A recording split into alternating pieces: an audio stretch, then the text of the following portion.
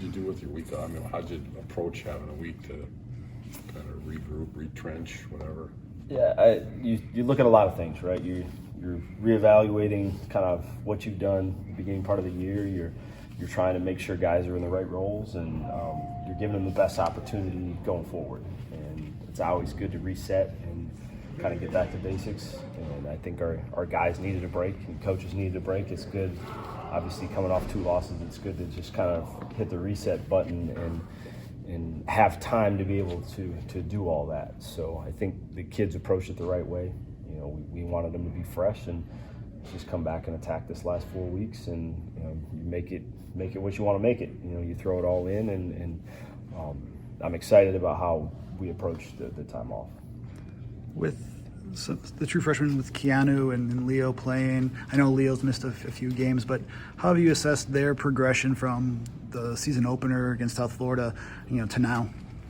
I think you're excited as a coach seeing how they're progressing, how they're handling it. You know, it's constant talks and just making sure they're, still mentally and physically able to just continue to push. You know, it's the most football they've played, most of these guys, getting into a college season as a freshman.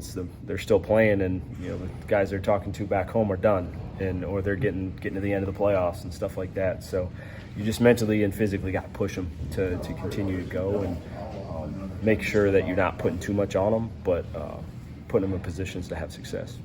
With Smar, I know he's played in 2 games. When did you realize he could be game ready for that? And is a plan to play him 4 games and then redshirt him? Yeah, I think at this point, you still have 2. You want to be smart. You want to give guys opportunities, not just a snap here, a snap there. You don't want to waste opportunities for him. He just continues to improve. He does what we asked him to do technically, and it's competitive. So we felt comfortable with those matchups. As good as their receivers are, we liked him on the field against Ohio State. So yeah, it's constant evaluation. You don't want to get to a position where you have to waste a red shirt, but you want to keep them ready and motivated to continue to work and get better, and so you can reward them if you get the opportunity. Are there any other true freshmen that ideally you'd like to get out there and get their feet wet, given that their roles may change drastically next season? I think Muma's a guy who's practiced with the travel team the majority of the season. Just physically, he's impressive. He does some things, and just any rep he gets is valuable. Because of his knowledge coming into this place and playing inside linebacker. He's a guy who's physically can handle it, and we're continuing to push rolls at him, and wouldn't be surprised if he gets on the field in some form. When you start breaking it down, we see some missed tackles the last couple of weeks that we didn't see earlier in the season. What do you think the cause of those were? Just how do you start correcting that? I think there's a combination of things. Playing some talented guys, right, and teams that know how to create space. We got to finish those plays. You can't hide. They're going to be out there. We got to make them. We were making them, and I think you saw a little bit of fatigue.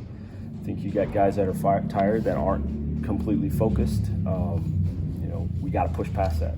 In order to be the team that we want to play, or to be, you got to be able to push through those moments, and you got to show up big, especially out in space. That's the name of the game right now, and we focus it, we work it all the time. It was stuff that was showing up early in the season, and now it's coming back to get us a little bit. Jim, what do you notice about Iowa from their offense, from what you've seen on tape, and the challenges they might be able to present? I think everything for them starts with the quarterback. They put a ton on them. Run game, pass game, protections, switching plays, getting them out of bad plays. And it all starts with him, and he's really good at it. They've put it on him for, I think, 3 years. Ever since he's become the starter, that's what they've asked him to do. So he's a guy who's hard to trick. You got to make him think, right? You got to present different looks for him and make sure he's on his game. They do a good job. I think at the receiver position, they're as talented as they've been in a while. I like the group. They have some dynamic playmakers, and they're doing a good job of getting them the ball and getting them space. Tight end group's obviously a little different than last year. Those guys last year, it was really, really impressive, and this group is, you can just tell they're still figuring out their roles a little bit. They're putting them in position to win. They're giving them roles that they own, and they do a good job up front.